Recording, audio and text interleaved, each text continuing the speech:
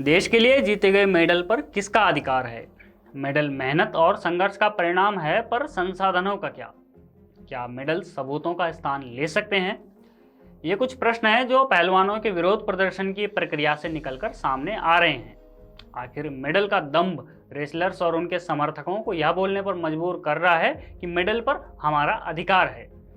आंदोलन में धर्म एंगल डालने का प्रयास कर रहे विजेंद्र सिंह का कहना है कि इनामी राशि एवं संसाधनों का खर्च मांगने वाले पहले अपना मेडल लाकर दिखाएं।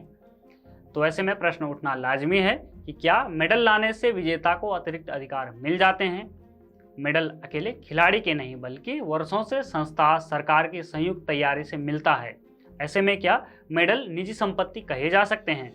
नमस्कार, मैं हूं जयेश और आप देख रहे हैं द पैम्फलेट। हम इस वीडियो में इन्हीं पहलुओं पर चर्चा करेंगे और विधि सम्मत तर्क के साथ मेडल पर अधिकार की बात करेंगे, क्योंकि भावनाओं से ओतप्रोत रहे इस आंदोलन में तर्क को नजरअंदाज नहीं किया जा सकता है।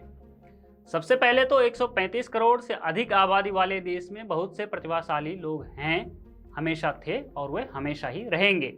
लेकिन ऐसे प्रतिभाशाली लोग शायद ही मिलेंगे जिन्होंने राज्य या देश की सहायता के बिना कुछ किया हो। ऐसे में जिन लोगों ने कभी अवार्ड वापसी आंदोलन चलाया था, उनमें से किसी के पास राज्य की सहायता के बिना कुछ कर पाने की हैसियत थी या नहीं, यदि इस बात को परखना हो तो उन्हें मिली राजकीय सहायता का ब्यौरा मांगा जा सकता है।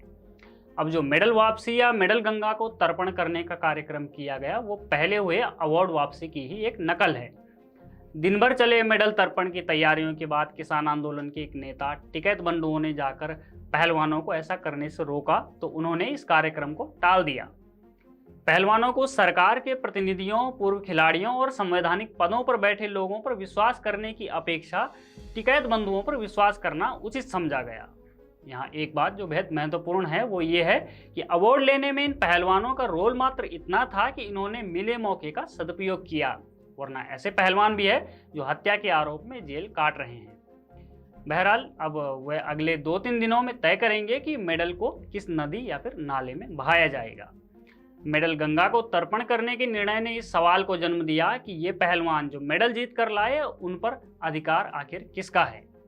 निश्चित तौर पर पहलवानों ने मेहनत की होगी, पसीना बहाया होगा, लेकिन क्या इतना करना मेडल के प्राइवेटाइजेशन के लिए पर्याप्त है? इसे इस तरह से समझिए कि सरकार किसी प्रयोगशाला में जो वैज्ञानिक अपनी जवानी गला रहे हैं, उनके द्वारा विकसित किए गए रॉकेट या इंजन की टेक्नोलॉजी पर उनका अधिकार होता है क्या, या फिर वह उस पर हक जमाते हैं? क्या सरकार से पूछे बिना कोई वैज्ञानिक रॉकेट टेक्नोलॉजी का पेपर छाप सकता है? यह केवल विज्ञान के क्षेत्र की ही बात नहीं है, बल्कि कई ऐसे क्षेत्र हैं जहां अपनी बौद्धिक संपत्ति को सरकार या जो संस्था सहयोग कर रही है उसके साथ साझा करना पड़ता है, या निजी क्षेत्र को बेचना पड़ता है, क्योंकि लोगों के पास संसाधन पर्याप्त नहीं होते। संसाधन यहाँ महत्वपूर्ण हैं और इस पर गौर किया जाना चाहिए कि संसाधनों की कमी का प्रतिभा, मेहनत और त्याग से कोई लेना देना नहीं है, और बहुत सारी प्रतिभाएं संसाधनों की कमी के कारण खत्म हो जाती हैं। यह भी ध्यान रखें कि 135 करोड़ से अधिक लोगों के इस देश में मौका मिलने पर प्रतिभाओं की कमी भी नहीं है। हाँ, संसाधनों की कमी जरूर है, और इसीलिए किसी को अगर मौका मिल रहा है तो वो देश के ऊपर एहसान नहीं कर रहा, बल्कि उसको इस देश का शुक्रगुजार होना चाहिए कि देश ने उसको मौका दिया और संसाधन मुहैया करवाए। विनेश हो, साक्षी या फिर बजरंग पूनिया, ये सभी जानते हैं कि अखाड़ों में वे एकमात्र पहलवान नहीं हैं। उनकी टक्कर की प्रतिभाएं देश के पास हैं और देश के लिए लड़ने को वे तैयार हैं। ऐसे में वे जिस एकाधिकार का दंभ भर रहे हैं वो एकमात्र भ्रम है। देश के संसाधनों का उपयोग करके लाए गए मेडल का निजीकरण करना वैसे ही है जैसे इस देश के पहले प्रधानमंत्री होने के कारण मिले एक उपहार को निजी छड़ी बताकर संग्रहालय में रखवाने को पंडित नेहरू ने अपना हक समझ लिया था। पहलवानों द्वारा मेडल को गंगा में विसर्जित करने की घोषणा उनकी कथित कुलीनता का दंभ और देश के प्रति उनके इनग्रेटिट्यूड को प्रदर्शित करता है। दरअसल देश इस बात को समझ चुका है कि न्याय के लिए पहलवानगण मेडल को महत्वपूर्ण मान रहे हैं, सबूतों को नहीं।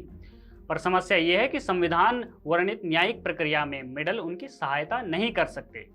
हाँ, भावनात्मक माहौल बनाने के लिए मेडल का निजीकरण समझ में आता है। खेल संस्थाओं में बदलाव और उनमें न्याय सुनिश्चित करने का कार्य मेडल धारियों का नहीं है। उम्मीद है कि पहलवान यह समझेंगे कि न्याय की लड़ाई संविधान और विधि सम्मत तरीके से ही पूर्ण होगी। मेडल दिखाकर प्रशंसा, भावना, संवेदना वगैरह प्राप्त की जा सकती है, लेकिन न्याय नहीं। न्याय प्राप्त करने के लिए सबूतों की आवश्यकता होती है। बने रहिए हमारे साथ, देखते रहिए द पैम्फलेट।